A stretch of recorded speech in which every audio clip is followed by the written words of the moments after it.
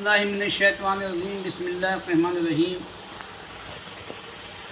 अल्हम्दुलिल्लाहि रब्बिल आलमीन अर्रहमानिर्रहीम मालिकियौमिद्दीन इय्याका नअबुदु व इय्याका नस्तईन इहदिनस सिरातल मुस्तक़ीम सिरातल लज़ीना अनअमता अलैहिम गैरिल मग़दूबि अलैहिम वलद्दालिन आमीन।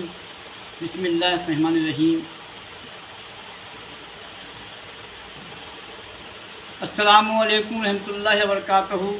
सभी बहन भाई छोटे बड़ों को मेरा सलाम कबूल कर ले। और मैं तो खैरियत से हूँ, आप सब खैरियत से होंगे, मुझे यकीन अल्लाह की ज़ात पर आप सब खैरियत से होंगे। बाद सलाम के आज मैं उन तमाम इंसान परस्त जो इंसानियत को मानने वाले चलने वाले और तमाम वो भाई मेरे तमाम बहन भाई वो जो कलमा गो हैं, अहले बैत से मोहब्बत रखने वाले, तमाम उलमाए दीन, तमाम दुर्वेश, तमाम पीर, तमाम उलमाए दीन और तमाम हज़रत आदम की औलाद जो इंसानियत परस्त पसंद हैं, जो मोहब्बत वाले हैं, जो गंगा जमनी तहजीब को जानने वाले चलने वाले हैं, वो तमाम भाई बहनों से मेरी एक गुजारिश है। आज बड़े नाजुक दौर से हमारा मुल्क गुज़र रहा है और मुल्क में रहने वाले 2 साल तो हो गए। हमारे यहाँ पिछले साल जनवरी से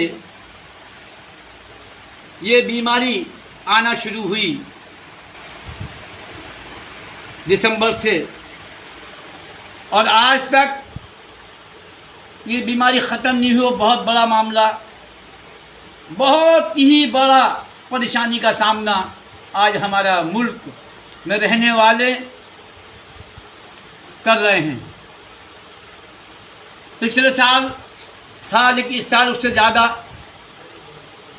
अगर शमशान में देखो तो लाशें जलती नज़र आ रही हैं। अगर रात को देखो, ये मीडिया वाले दिखाते हैं, फ़ोटो दिखाते हैं, दिल जब देखते हैं तो दहल जाता है दिल। कब्रिस्तान में जाके देखो तो तमाम कब्रें हैं, दवाएं नहीं हैं, हॉस्पिटलों में दवाएं नहीं मिल रही हैं, जगहें नहीं मिल रही हैं, बेड नहीं मिल रहे हैं, ऑक्सीजन नहीं मिल रहा है। सड़कों पर जहाँ पाए वहीं बैठे हुए हैं और इतना का इंतकाल, इतनी मौतें हो रही कि सुनने के बाद में हालत ख़राब हो जाती है। ऐसे नाजुक वक्त में, ऐसी आपदा के वक्त में,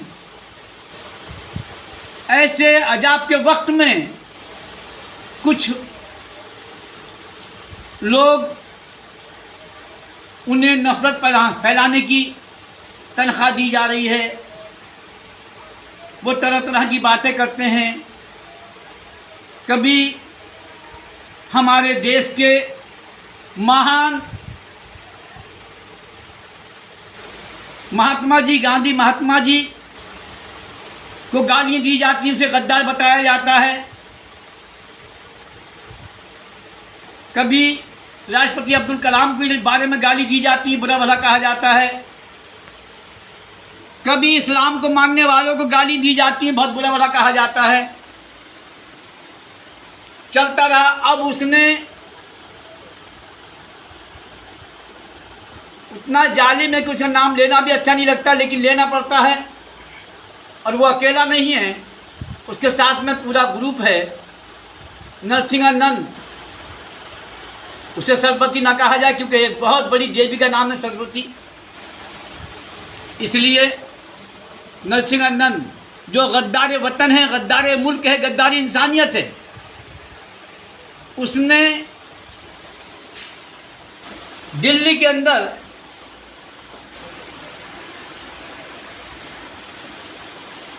प्रेस कॉन्फ्रेंस की और इस तरह की बातें की कि कोई बर्दाश्त नहीं कर सकता। उसके लिए आज 28 अप्रैल और 2 अप्रैल को उसने ये बयान दिया था FIR हुई, लेकिन अभी तक गिरफ्तार नहीं किया, अभी तक गिरफ्तार नहीं किया।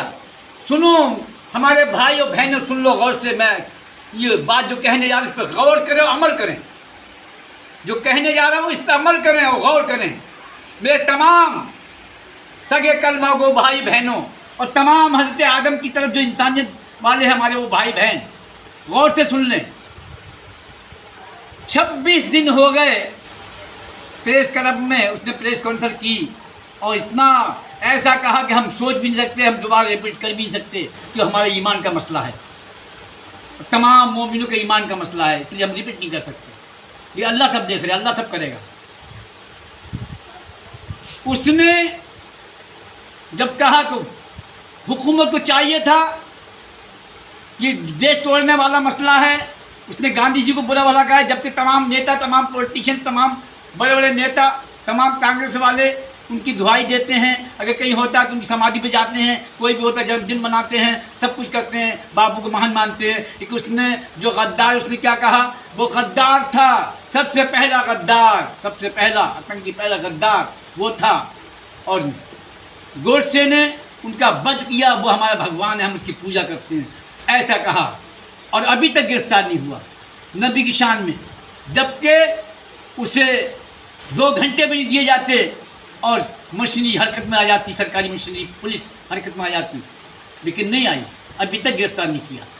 उसकी वजह क्या है, इस वजह को मैंने गौर से समझा और बहुत पूरी रात मुझे हो गई इसी बात को समझते समझते, सोचते सोचते, अल्लाह से दुआ करते करते, अल्लाह का मसला क्या है। अगर एक ज़रा सा भी कोई कमिटन कर दे तो जेल में डाल दिया जाता है। जरा सी लड़की ने वो टूट कर दिया, उसे जेल में डाल दिया। इसकी वजह क्या है, इसने इस तरह की हरकतें की, देश तोड़ने की बात की है, ये देश का दुश्मन है, गद्दार है, गद्दारी समाज है, अभी तक गिरफ्तार नहीं किया। उसकी वजह क्या है, वजह ये निकल कर आई मेरे समझ में, मेरे जानने में, जहाँ तक मैंने गौर फिक्र की, पूरी रात बैठ के गौर फिक्र की, समझ जा, और अल्लाह ने मुझे मेरे दिमाग में, मेरे दिल में डाला। इसकी वजह यह है कि तमाम मोमिन और मोमना, तमाम हमारे भारत के रहने वाले जो इंसाफ पसंद हैं, इंसाफ चाहते हैं, वो लोग समझ ले अच्छी तरीके से कि नंद को कोई भी उसको नुकसान ना पहुंचाया जाए। ये गौर से सुन लो, किसी तरह का कोई नुकसान ना पहुंचे उसको, उस पर हमें आपको सब्र करना होगा। क्योंकि ये जो कुछ लोग हैं जिनके हाथ में पावर और ताकतें हैं, जो इस देश को झोंकना चाहते हैं, देश को तोड़ना चाहते हैं, कुछ लोग ऐसे हैं, इसलिए गिरफ्तार नहीं किया जा रहा है ताकि मुसलमान उस पर हमला करें, उस पर हमला करके उसे मार दें। या वो खुद कह रहे हैं मैं तो मरने के लिए आया, वो तो अल्लाह लड़ने का रहा है। तो कोई भी मुसलमान इस्लाम को चाहने वाला, अहले बैत को मानने वाला, ये मेरी गुजारिश है सबसे, कोई ऐसा काम ना करें जिससे उनका काम पूरा हो जाए और हमारा जो सोचा हुआ काम में गलत हो जाए। क्योंकि अगर हमने कोई भी हरकत की, अगर कोई भी ऐसा बयान दिया, ऐसा कोई मसला कि वो दीन के दुश्मन हैं, समाज को तोड़ने वाले, हमारे देश को तोड़ने वाले, हमारे भारत को तोड़ने वाले, हमारे भारत दंगे फसाद कराने वाले, इसीलिए ये गिरफ्तार नहीं हुआ। ये गौर से सुन लो, कोई भी सब्र करो, सब्र से काम लो और देखो ये कब तक गिरफ्तार नहीं करेंगे।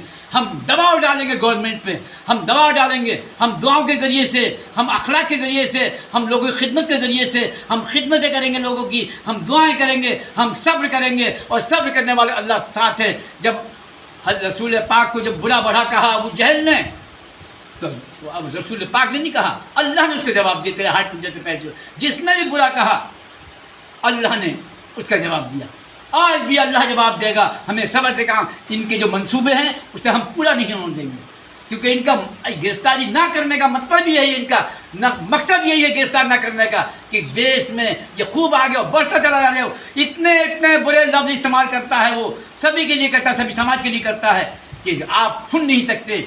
आप मिट्टी का भी एक पुतला होगा, उसे भी गुस्सा आ जाएगा। लेकिन हमारे भाई, आज मैं गुजारिश करता हूँ अल्लाह के वास्ते, पैगंबर पाक के वास्ते, ये बहुत ही बड़ा इनकी साजिश है।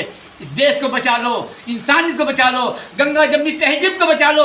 मेरे भाइयों, मेरे बहनों, मेरे देशवासियों, हिंदुस्तान में रहने वालों, कोई भी ऐसा काम ना किया जाए कि उस पर कोई हमला ना हो, उस पर कोई किसी तरह की बात नहीं है। बस दबाव डालो गवर्नमेंट पे, कानून जो हमें संविधान ने हमें इजाज़त दी है, जो बाबा साहब डॉक्टर साहब ने जो संविधान बनाया है, जो कानून बनाया है, जो कोर्ट में कानून है, हम लोग कोर्ट में केस करेंगे, हम लोग सुप्रीम कोर्ट जाएंगे, हाई कोर्ट जाएंगे। अगर ये गिरफ्तार नहीं करेंगे उनसे ऑर्डर लेंगे, अगर वो नहीं करेंगे तो हमारे आज भी ख्वाजा के गुलामों में कुछ गुलाम ऐसे हैं, आज भी ये काले पीले कपड़े पहनने वाले हैं, वो हुक्म की देरी देख रहे हैं। अगर उनको हुक्म मिल जाए अल्लाह, क्योंकि वो अपनी तरफ से कोई काम नहीं करेंगे, अपनी तरफ से करेंगे तो एक बहुत बड़ा आज वो चमक गया।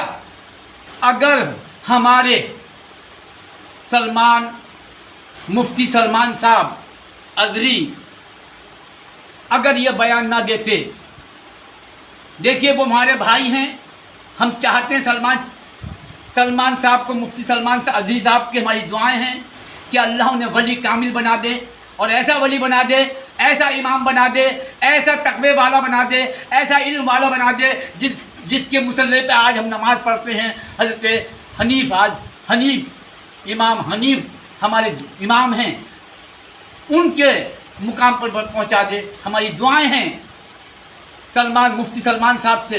लेकिन वो जोश में होश खो बैठे, वो जोश में होश खो बैठे। इस जोश में उन्होंने होश जो खोया है, उस होश में वो नरसिंह चमक गया। अगर यही ना कहते तो मुहामला कर ले, मैं आग में कूदूंगा तू भी कूद जा, अगर ये ना कहते तो ये जो आज चमका है वो नहीं चमकता। आज उसके साथ बड़े बड़े संगठन आ गए, उसने ऐसा पलटी मारी, हाँ मैंने स्पब कर लिया, लेकिन वो भाग गया, वो आग में जलाने, आज वो गवर्नमेंट परमिशन दे, और ये तो आप भी जानते थे।